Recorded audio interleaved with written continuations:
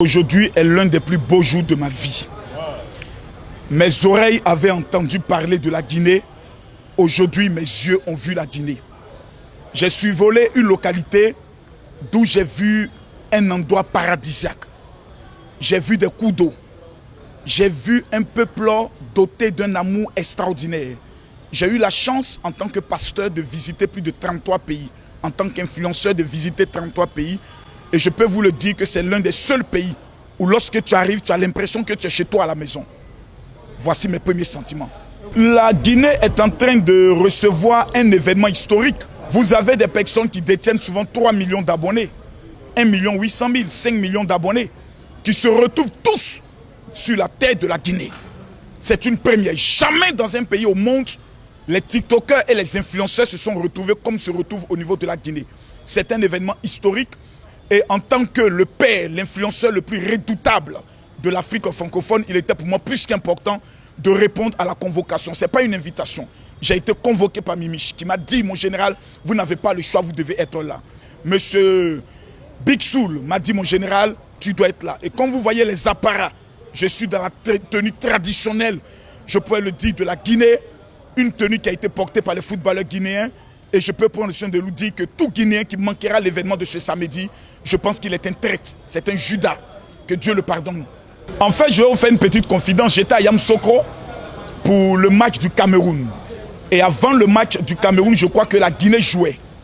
Et de la manière dont les Guinéens étaient entre eux, de la manière dont ils apportaient le respect, c'est-à-dire tu ne voyais pas des supporters brouillons, un peu vulgaires et autres. Ils étaient disciplinés, ils respectaient les protocoles et autres. Et je me suis dit, mais qui est ce peuple? Et je m'approche, je me dis, non, ce sont des Guinéens. Et ça m'a marqué.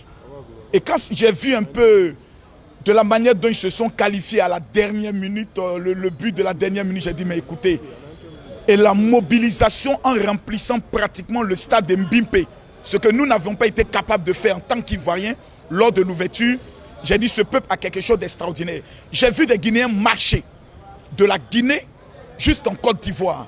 J'ai dit, qui est ce peuple? Et la curiosité m'a amené à faire mes recherches. Et j'ai découvert que la Côte d'Ivoire et la Guinée sont deux pays jumeaux. Il était pour moi plus qu'important que je me rapproche de ce peuple dans le but de bénéficier de leur sagesse, bénéficier de leur amour et bénéficier de leur accueil. C'est ce qui m'a attiré auprès de ce peuple. Je magnifie le fait qu'il faut être honnête dans la vie. C'est-à-dire le problème des hommes, ils ne sont pas reconnaissants. Parce que quand je le dis, j'ai des problèmes souvent avec mes soeurs ivoiriennes. Les plus belles femmes de l'Afrique sont les Guinéennes. Mais ma future épouse sera camerounaise. Parce que vous savez, dans la vie, quand tu donnes ta parole, tu dois respecter ta parole. Mais je peux vous prendre le soin de vous le dire que si on m'offre la nationalité guinéenne, je ne la refuserai jamais. Parce que je me sens guinéen. Je peux prendre des coups, je peux prendre la colère de certains pays, mais qu'ils acceptent.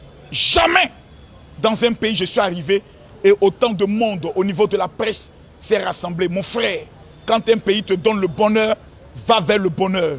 N'acceptons jamais le malheur. J'aime le bonheur.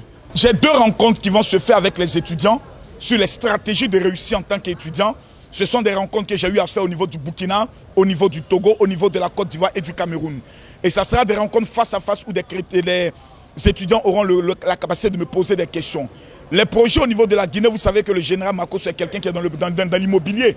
Donc automatiquement, je regarderai les secteurs d'activité d'où nous pouvons investir, mais aussi motiver les entrepreneurs ivoiriens et africains à désormais se tourner vers la Guinée, afin qu'ils puissent investir dans ce pays qui est le paradis, comme on peut le dire, de l'Afrique. C'est moi qui vous remercie.